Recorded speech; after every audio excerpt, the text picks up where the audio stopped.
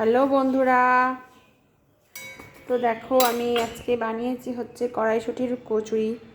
কড়াইশুঁটি এখন শীতকালের জিনিস এটা, কিন্তু এখন আমার হাজবেন্ড নিয়ে এসেছিলো, তো তার জন্য কড়াইশুঁটির কচুরি বানাচ্ছি।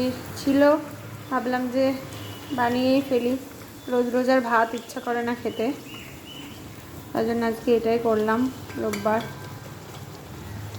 আর ভাত খেতে ইচ্ছা করছিল না, মাংস করেছি আর কড়াইশুঁটির কচুরি বানিয়েছি। তো তোমরা কে কে ভালোবাসো একটু কমেন্ট করে জানিও, আর আমার কচুরিগুলো কীরকম দেখতে লাগছে সেটাও একটুখানি কমেন্ট করে জানিও। তো টাটা বন্ধুরা।